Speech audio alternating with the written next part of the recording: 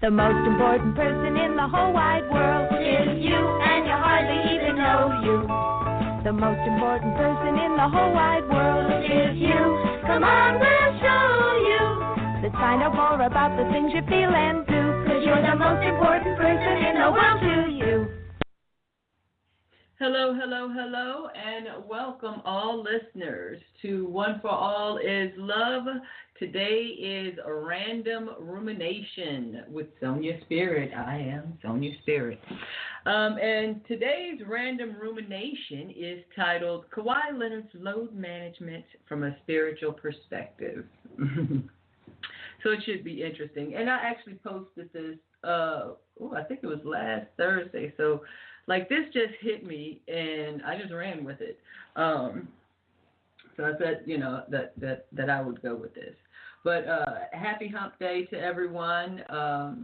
It is November already. We are creeping up on the holidays, Turkey Day, and then Christmas and New Year's, and next thing you know, it's 2020. It'll be here before you know it. Okay. All right, so where did this come from, the Kawhi Leonard's load management? Because this isn't something I just thought I would decide to talk about, just so that you know. How did this kind of stem about? I was actually contemplating change, how it's perceived positively and negatively. So I was in the midst of change when it's done for creative purposes, for growth, when it's done in love or through passion. And then also, that how it change may be perceived negatively or from through a negative filter, negative connotation, from fear. Change, when most people see it as a corrective measure, a corrective action, basically you're trying to maintain the status quo. So there's only enough change to keep everything the same. When you're trying to fix something, that's when you interject some sort of change or Band-Aid or whatever the fix is. Okay, so that was what I was thinking about. Those were the thoughts that I was grappling with, or toiling with, trying to make sense of. What does it mean spiritually? Things like that. And then just this program was on. I guess it was kind of playing in the background. I wasn't really paying attention, or maybe the subconscious was. So getting back to Kawhi Leonard. I'm thinking to myself, why is load management even an issue? It was, the question alone, why was it an issue? Because, it's been dealt with in the past. It's just been called something else, or it was under the guise of something else. And I think that's what makes this kind of interesting. It's like, no, we're not going to call it someone else. It's not going to be a ruse. We're not going to make you feel comfortable with the concept. It's going to be what it is. So, okay, getting back to load management. So I'm thinking, why is this even an issue? Okay. And what is the issue? Okay, well, what is the issue? Taking time off when you're perfectly healthy, when you're able to play, when you're able to work. I just couldn't imagine taking a day off when I was fully capable of working, which of course we've all done, And I understand, athletics is different from people who have vacation days, this, that, and the third. So, but it has to do with basically managing your workload, managing your health when your health is extremely critical to your work product. As it is for most of us, to be quite honest, because if we're not healthy, we can't perform our job, our job duties or whatever. So, but here, of course, the stakes are higher. That's another story. We won't get into that. But, okay, so and that's pretty much what it is. Now, of course, the Clippers, which is Kawhi Leonard's team, and the league, they had released statements, saying that they were fully supportive of Kawhi, basically exercising load management. So load management is when he doesn't play like back-to-back games.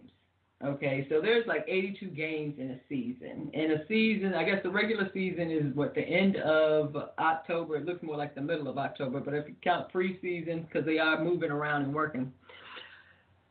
So from October to April, and then the postseason starts after that. And the postseason is where you actually have to elevate your game and energy level to the next level. If you intend to succeed, if you want to make it to the championship game. Okay. Now, we won't get into the history of Kawhi Leonard because he had issues when he's with the Spurs and he took the year off. He demanded a trade. The Spurs and Pop, the players, basically tried to ridicule or play down his injury, which only ostracized him even more. And he just, doubled down and was even more adamant about being traded. So the trade happened, okay.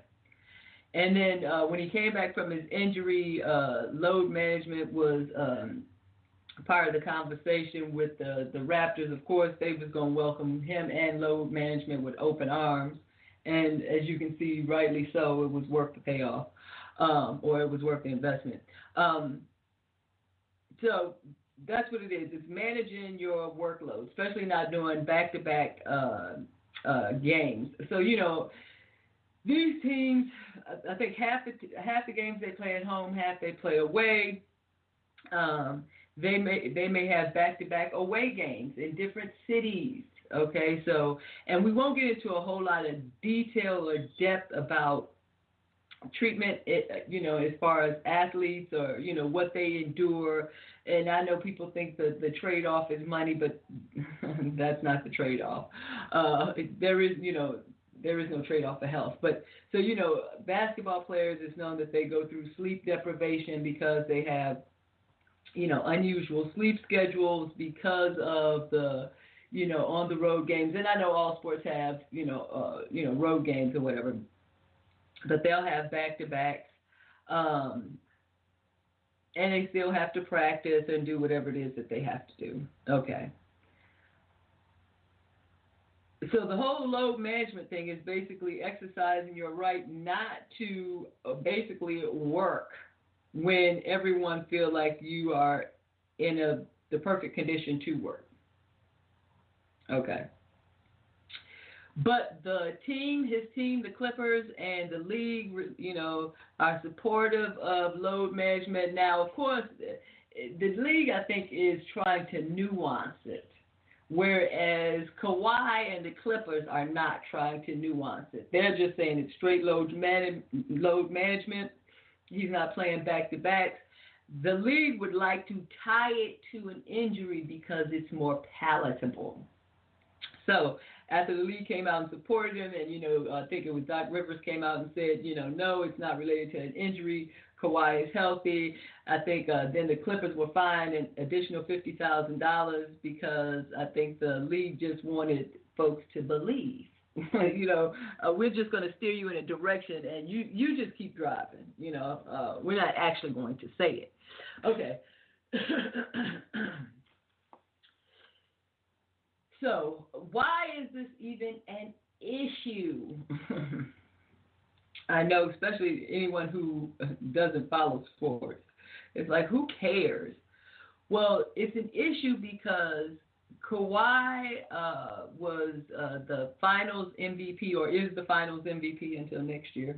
So he is the finals MVP, most valuable player.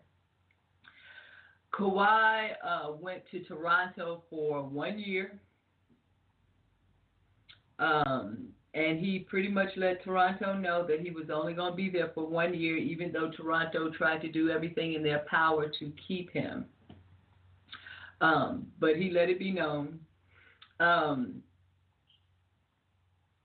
So Toronto, of course, accepted the load management because that was right off the heels of the whole Spurs trade, sitting out for a whole year, so he was coming back. And to be quite honest, I've never been a Kawhi fan, so because he's just quiet, but I have a whole new respect for him now. So why is this an issue? Getting back to that. So for the most part, it's arguable that Kawhi is the best in the game right now. I know we got our LeBron fans, we have our KD fans, but right now, Kawhi is the man. He's the most valuable player. He's the man. And he was a free agent. And him and his uncle have learned how to manage his career and position himself, okay? And we'll leave it at that. So Kawhi can exercise, express load management because he is good at what he does. Kawhi is not a very outspoken or verbose person. 9 times out of 10, everybody's speculating as to what he's possibly thinking. And I'm okay with that. But he's at the top of his game. He went to Toronto last year. And Toronto, anyone who does follow basketball knows Toronto is notorious for having a great record. League-wide, they can have a great record. They can be the best in the East. However, they didn't have what it took to get over the hump. I don't think they ever made it out of the second round of the playoffs. Anyway, so during the off season 2 summers ago, Masai Ujiri, who is the GM for the Toronto Raptors, took a chance and put all the chips on the table and gambled on acquiring Kawhi for basically 1 year. And it paid off. They won a championship, and it wasn't a cakewalk. And before anybody started discounting how the only reason Toronto and Kawhi won was because Golden State was injured. Listen, that was the only way Golden State won. And what was it, 2016, when they beat a wounded and injured Cavaliers team. So, turnabout is fair play. What works for you also works against you. I've said it before. Okay. So, but Kawhi was able to will his way to and through the championship. Yes, I will certainly acknowledge that Golden State was without KD. And I won't even speculate if KD was healthy and playing. But I think without KD, I don't think Golden State still would have won. I don't think Golden State would have beat Toronto. Even if they had healthier players. I know Kevon Looney was still playing injured. What's his name? Thompson. Klay Thompson ended up leaving for an injury, and he's out for this season. But even if they had Klay Thompson, even if Kevon Looney was healthy, I didn't see that happening. Okay, I'm digressing into basketball. Let's get back to the spiritual aspect of load management. So Kawhi is in a position of power, okay? And what came to my mind, like I said, this isn't about Kawhi. What came to my mind about this whole load management was a silent protest. That's what came to mind with Kawhi's Leonard whole load management. In my opinion, it's a silent protest. And how did I come to this conclusion? The fact that he doesn't want to lie about it. He doesn't want to make everyone else feel comfortable with his actions. Like I said, the league was okay with load management as long as they could kind of categorize it as part of injury recovery or injury healing or whatever you want to call it. But of course, Kawhi and the Clippers said, no, that's not it. It's not recovering from an injury. It's not trying to nurse an injury. It's not trying to, it's really about health maintenance and health management. Everybody knows what the postseason is like, which is why most people is half-ass plugged into the regular season, because nobody really plays defense. Nobody's really turning it on. But I think the parity has made the games more exciting. The teams, to watch the teams play, the parity has made it more exciting because everybody knows it's not going to be KD and Golden State. So now it's wide open, and of course the primary focus is in LA because you got the Lakers with LeBron and AD. And then you have the Clippers, which already had a squad before they put the two cherries on top with Kawhi and Paul George. And Paul George hasn't even begun playing yet. Okay, so getting back to Kawhi's load management, the spiritual perspective was, of course, or is, introducing the truth, being true to your truth. Like I said, he could have easily still gotten what he wanted by calling it what they want to call it. But I see more attention being brought to a bigger, to athletics on a larger scale. It's not just about Kawhi preserving. This is just my opinion. I don't know Kawhi. I don't know what he's thinking. But these were the thoughts that I was having while all of this was playing out through this little Talking Heads program. But it's not just about him, though. Because if it was just about him, he could have easily gone the route that the league wants him to go, which is just, refer to it as an old injury or a reactivated injury or injury related. And then, everybody can be at peace with that. But maybe that is part of the problem. Everybody being at peace with the lie.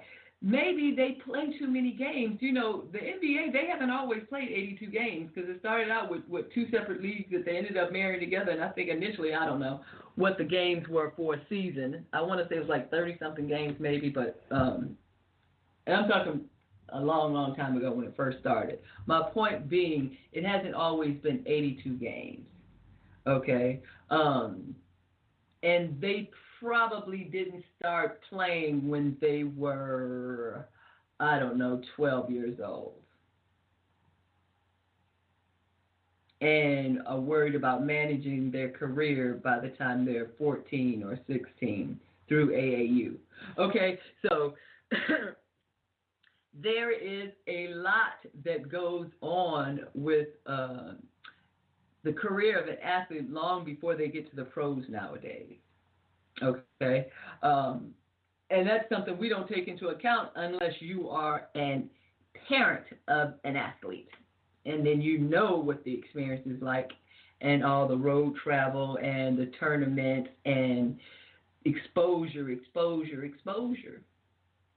Okay, and that's a lot. It's toiling on the body. It's taxing. Even performing at peak performance, it requires a lot.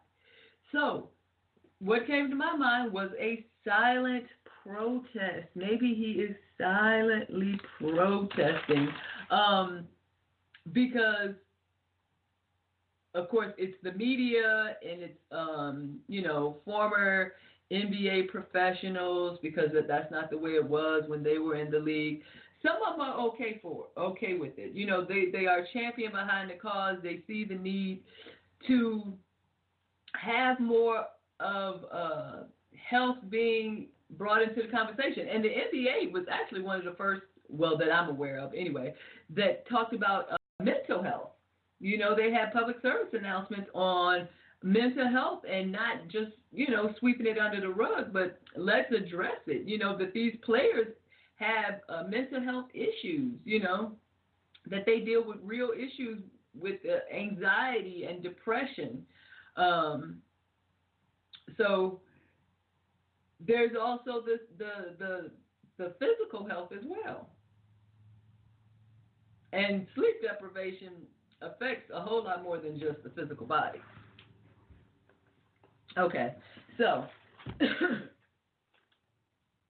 that's what came to my mind, a silent protest.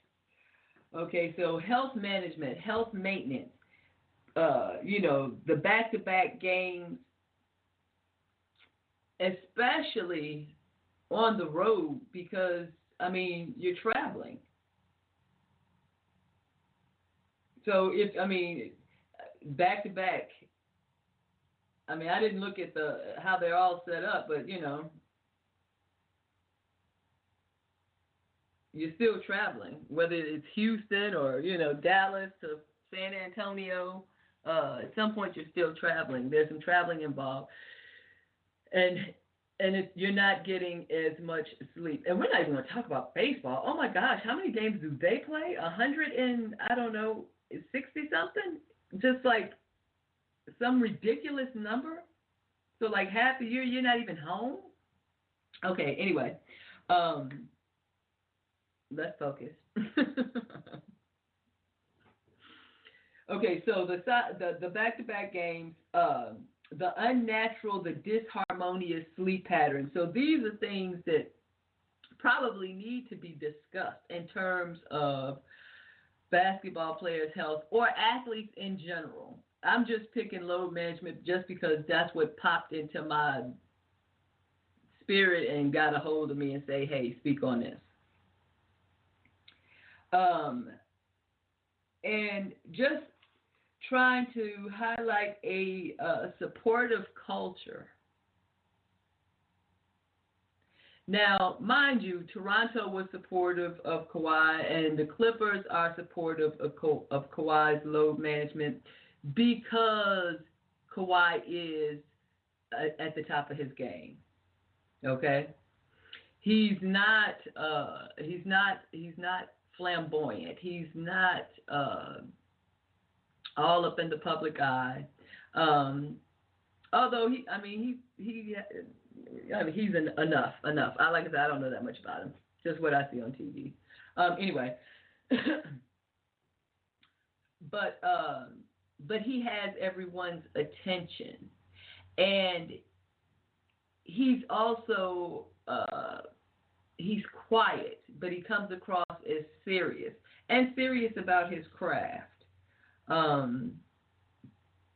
And I don't want to beat up on anybody, so I guess I shouldn't mention any other names. But there's other athletes who you can't shut them up, and they just basically flushing their own career down the toilet. But that's another story.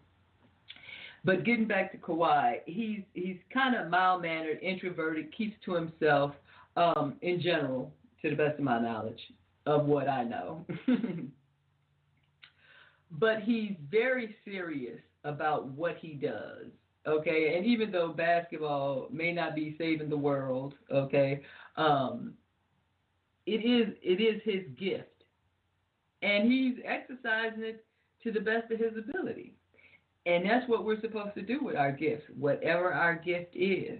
It's not our place to diminish someone else's gift, okay? So this is his gift. He takes his gift seriously to the extent that he manages, he is the authority over his gift.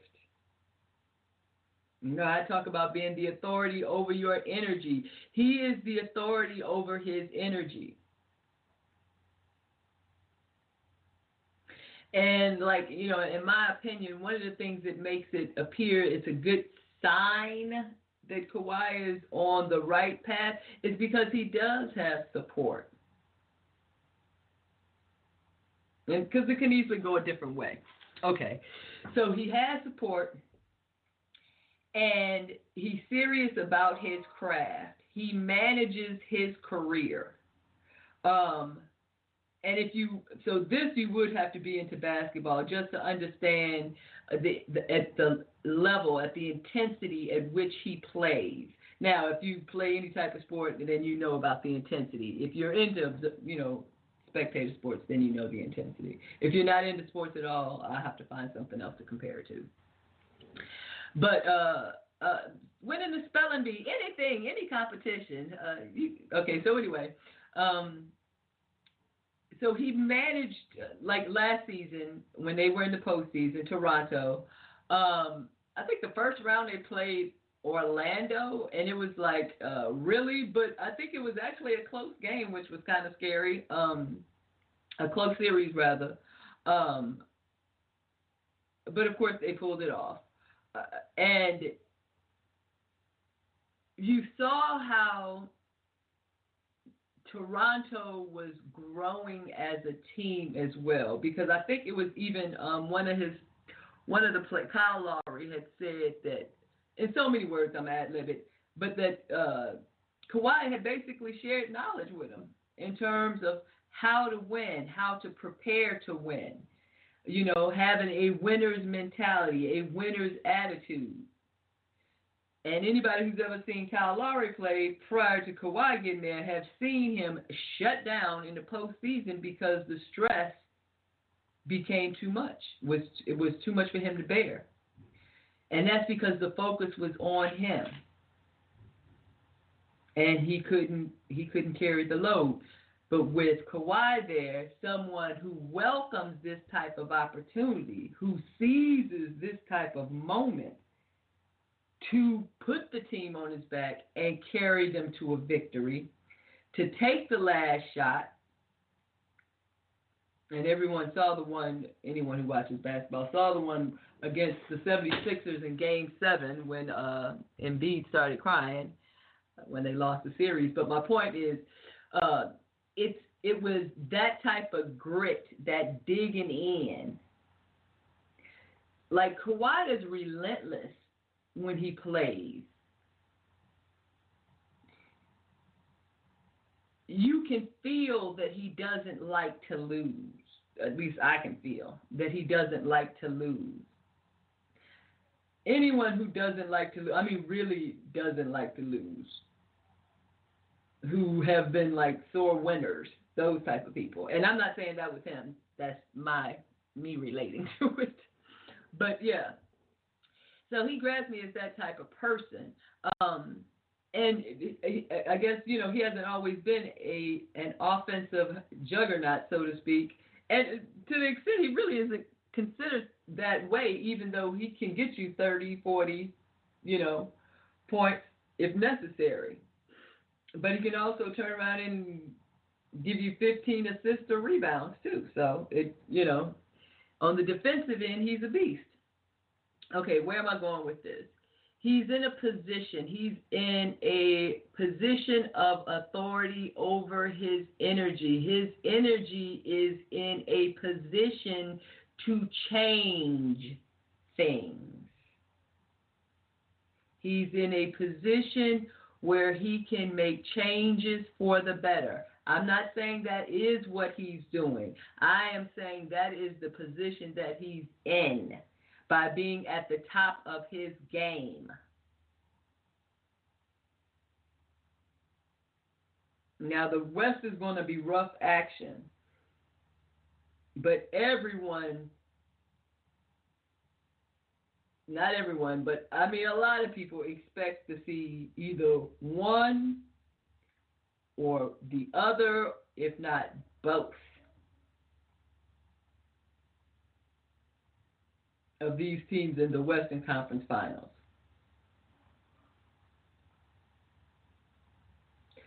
So, and Kawhi knows that postseason, the energy level intensifies.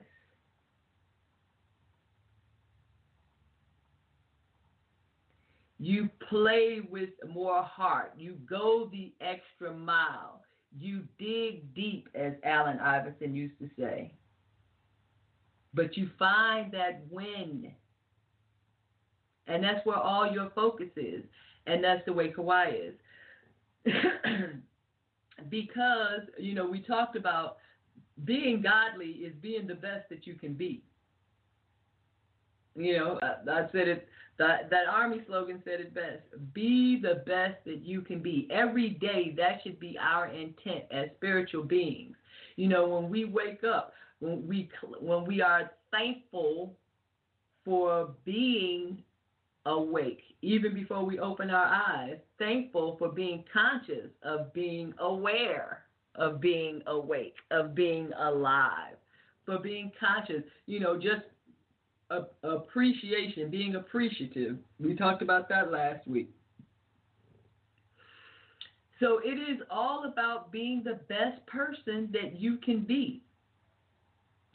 And in Kawhi's situation, I suspect that it's about being the best NBA player that he can be.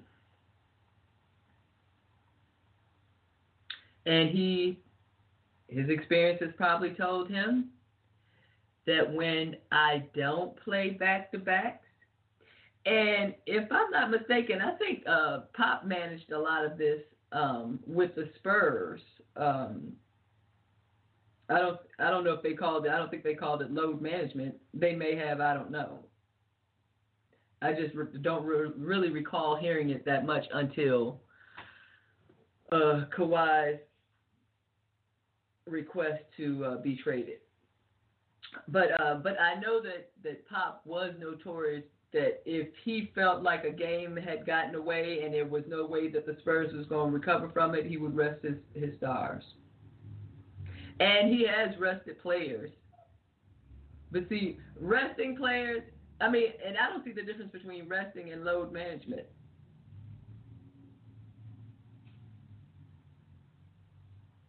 And maybe it's a matter of perspective. I don't think load management really cares about whether a game is being televised. That was one of the criticisms about Kawhi was two of the load management games that he missed were nationally televised games, which makes it that much more interesting because that's why I think it's more like a silent protest. But anyway, but he's able, the reason he's able to express these changes, trying to make them stable or concrete or being more accepting. And of course, what's his name? The owner, Shark Tank dude, Dallas Mavericks, him. Yes, Mark Cuban. So he's come out and has basically, by him being an owner of the partial owner of Dallas Mavericks, of course, he'll have some weight. But he was saying that he is a proponent of load management because of the very reasons that, think about it. The players, they are the product.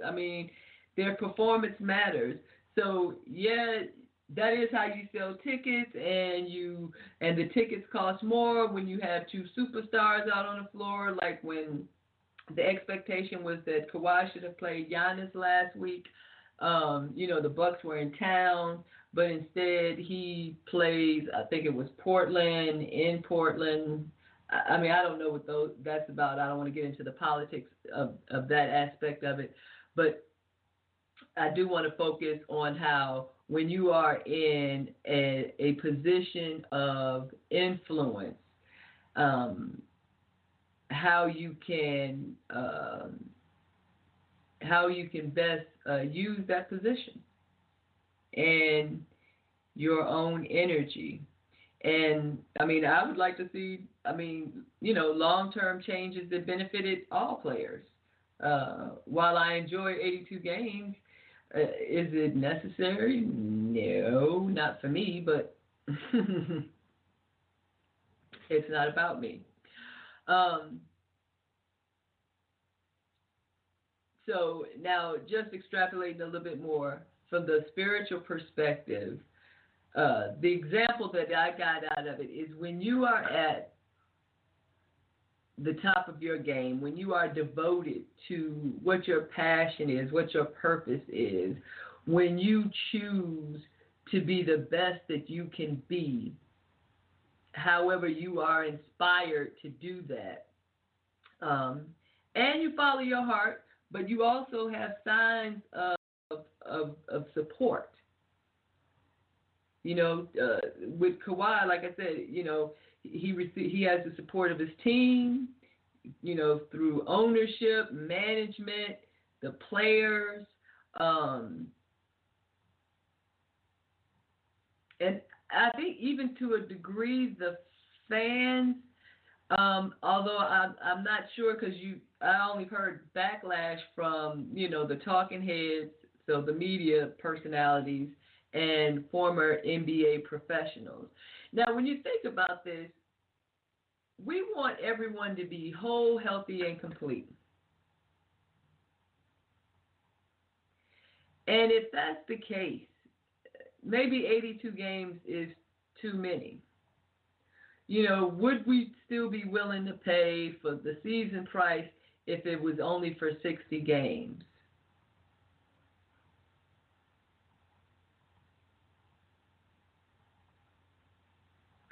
And where am I going with this is everyone has their own ego involved.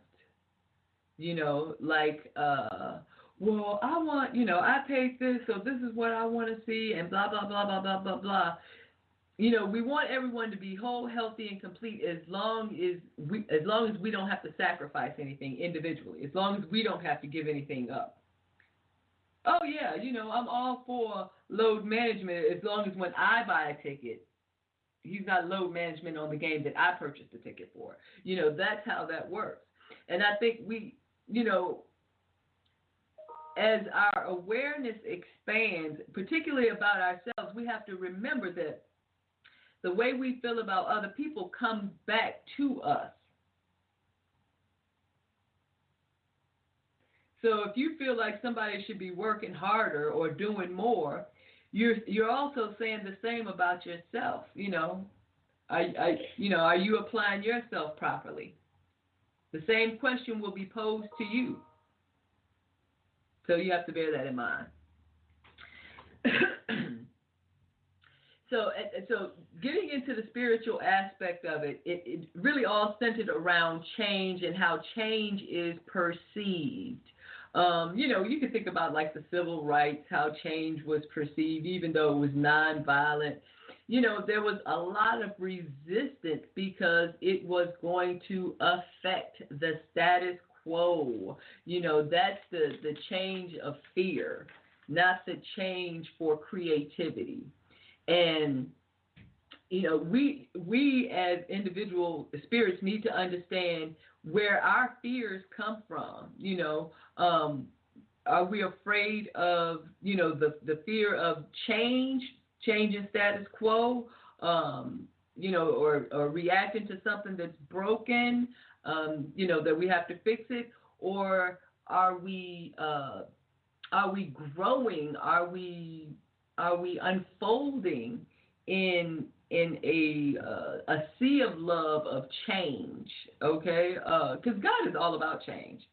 Emanating. I mean, God is all about change. No, what are the numbers? Everything is change. It's an increase. God is always changing, growing, emanating, and that's what we are about too. So just like we talked about so the change I was talking about with love and creativity and fear and correction.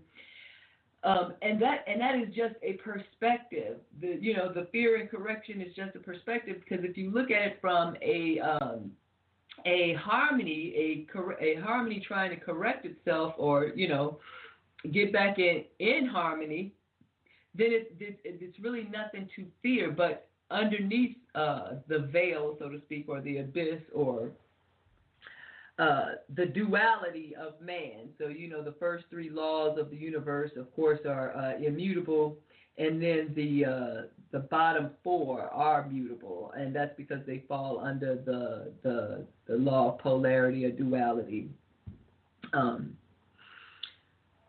But understanding change, embracing change. So change, like the change will always encounter resistance, but nothing is insurmountable. Okay? And if you have signs telling you that you're moving in the right direction, signs of support, then just keep moving. Just keep moving in the right direction. It's not going to always be easy, and that's because it serves a purpose. If it was easy, then we just do it and that would be it, and we'd move on. But that's not how life works. So, from a spiritual perspective, understand yourself. Understand, and if you think of it from Kawhi's perspective, understand yourself, understand the position that you're currently in, what authority you may currently possess, how you can use your power for good,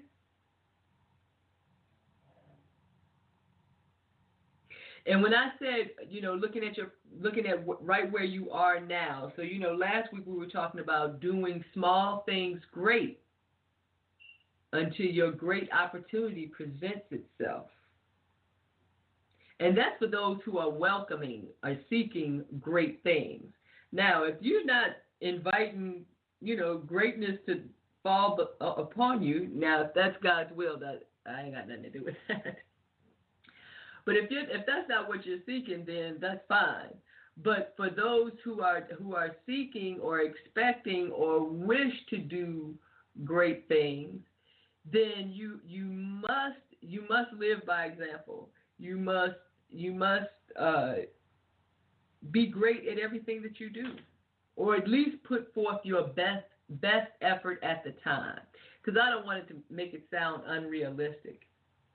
But you should always put forth your best effort at that time. So that's why I say don't beat up on people because they don't do things the way that you would do them, or the way they should have done them, the way they could have done them. We have to stop judging people by our standards. I wouldn't do it that way. I couldn't imagine. No, you couldn't imagine. They probably couldn't imagine your situation either.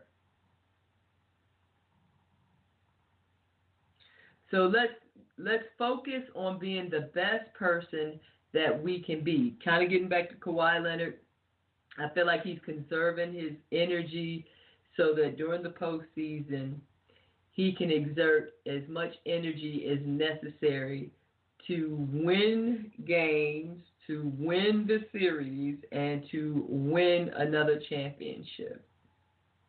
Like I said, I know the West is crazy stacked with talent and competition, and the East, they'll have their handful of players.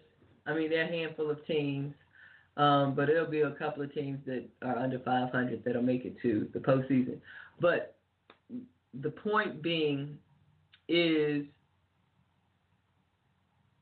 being in tune with yourself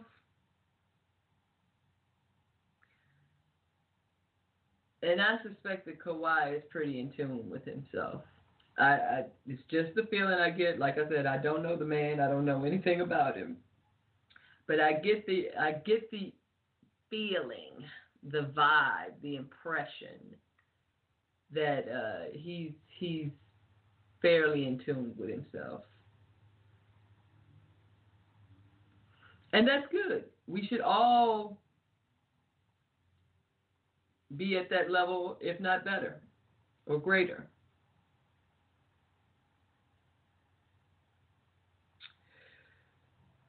So what is load management from a spiritual perspective? It can be a silent protest, but it is also about knowing yourself and not over exerting your energies, not scattering your energies in multiple directions, not creating burdens for yourself through commitments and obligations, whether you voluntarily take them on or allow someone to volunteer you to do it.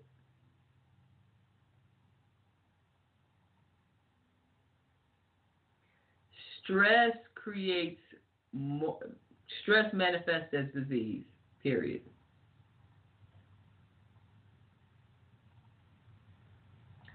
So start taking charge of your life so that you can be the best person that you can be, however you define that. But start focusing on it, because that's what's important. In order for any of us to help heal this planet, and this planet is our responsibility, this physical manifestation of this planet is a manifestation of our collective consciousness. So we have to do a better job. But it is all about, becoming healthy individually, taking care of ourselves first so that we can help others.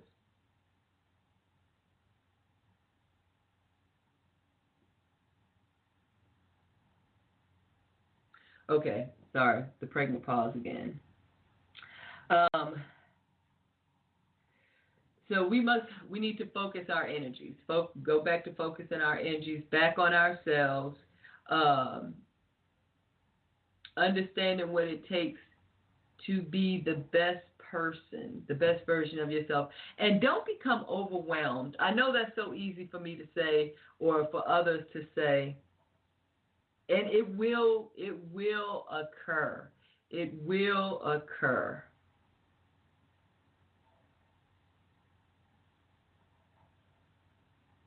And when it does,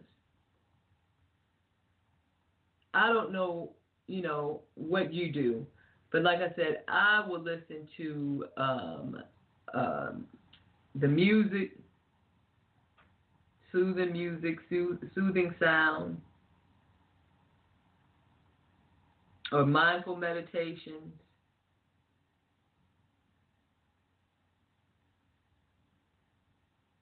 Affirmations, conversations even help. I love having conversations with my inner self.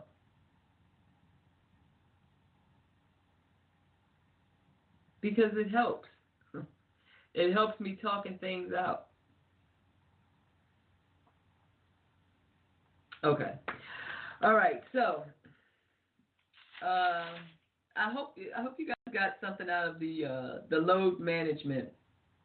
I didn't want it to be a whole lot about sports or a whole lot about basketball, but I did want you to understand what came to my mind as far as the spiritual aspect, the silent protest, making changes, collective changes for the good, for the benefit of everyone, and doing it openly and publicly and truthfully and honestly, because there probably does need to be a lot of changes to various sports. I mean, we know how violent football is.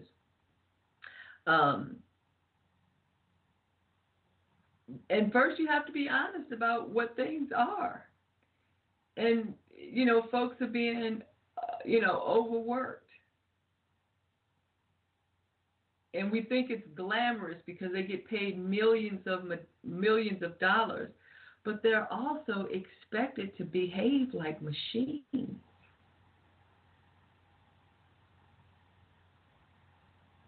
The owners or the league often feel like that's the trade-off.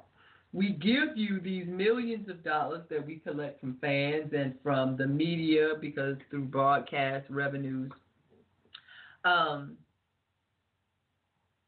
And we give you more money than you could ever imagine seeing in your lifetime. And then the trade-off is we pretty much govern most of your time. And maybe it's time for that to change.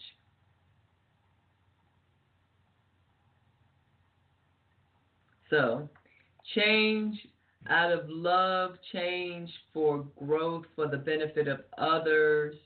And we see it all the time. Politics is full of it,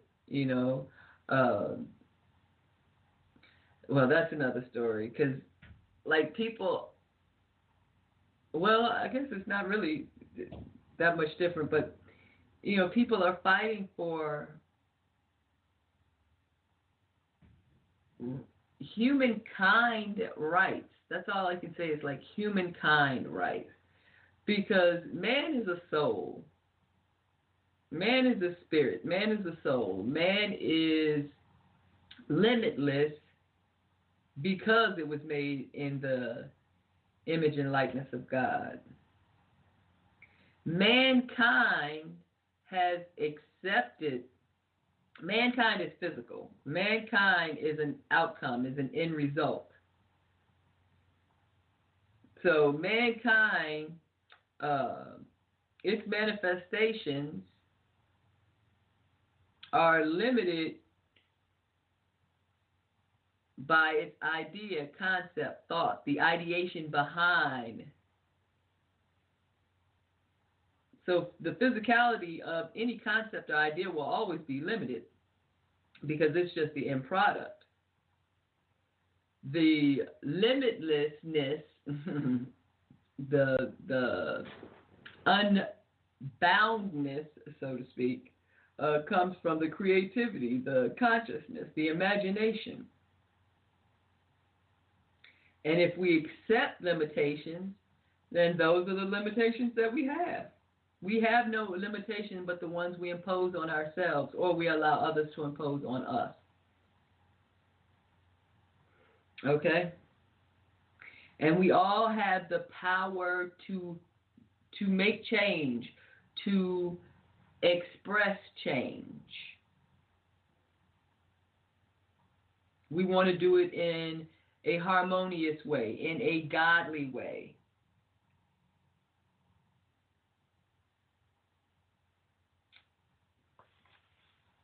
And I'm not saying that's easy. I'm not saying that that's easy. Because there's often resistance to change, especially when it becomes more inclusive than exclusive. So, something interesting I want to share with folks. Okay, well, we don't have much time left. The Healing Corner, so a couple of things. The Healing Corner, of course, we want to give a shout out to all our friends and family who are open and receptive to receive God's bright and abundant healing love, light, and energy, to feel our bodies from the inside out, from the bottom of our feet to the top of our head. May we be blessed and cleansed and cleared and purge of all toxins Any family and friends that you want to say by name silently or out loud?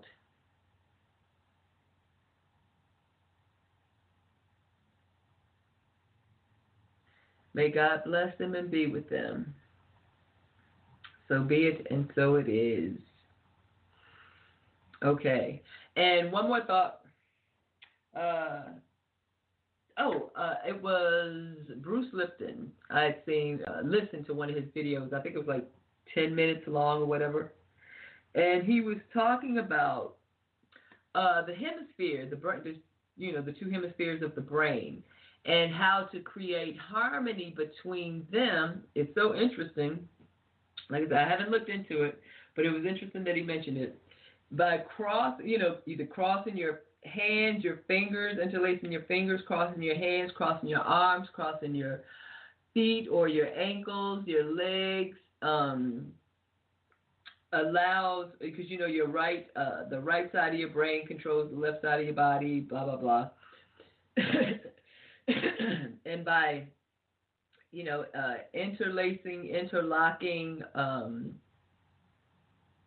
the different limbs on your body, the two different areas on your body, then it allows the hemisphere to work together to kind of bridge I forgot what they call them, not neurons, but they support the neurons. Anyway, so I thought that was really great. It was interesting because, we've learned that head-heart harmony by basically, you place your hands over your heart and, focus on being in oneness. And I actually think of the number one or like the letter I, like if you just think of man standing straight up with his arms to his side or whatever, or over the heart, whatever. It just looks like the number one or the letter I. And so, that creates heart-head harmony along with using words and thinking of images that involve appreciation for life, your life, any life, care, compassion, or gratitude, appreciate, for, life, your life, any life. So that's for heart-head harmony. And then, of course, Bruce Lipton was talking about the harmony between the two brain hemispheres. And I really appreciated that as well, too. So it was like I had something new to work on, just trying to fuse all of this oneness. So it takes time. It's not, of course, nothing moves as quickly as I'd like it. Like I said, I'd be bewitched. Tinkle, tinkle, tinkle. If I had my way. So, but I'm cool with that. Everything happens for a reason because I already know I don't always make the best decisions. So, we are winding down to our last 2 minutes of the show. Nobody called in, but that's okay. It'll pick up. It'll get better. As far as next week's show, I'm not sure. Like I said, I'll let the spirit move me. If it moves me over the next couple of days, then I will post something. It might be, or feel free to, if you'd like, you can email me at 1ONE, the number 4, ALLISLOVE @gmail.com. One for all is love @gmail.com. And let me know what your thoughts are, or concerns, or ideas. We're all in this love together, so. Well, that's all I have, men and women, boys and girls, ladies and gentlemen, spirits and physical beings and mankind, spirits and mankind. Have a wonderful Wednesday. Happy hump day. Be kind to yourself and be kind to each other. I love you, and I look forward to next Wednesday. Until then, have a great week.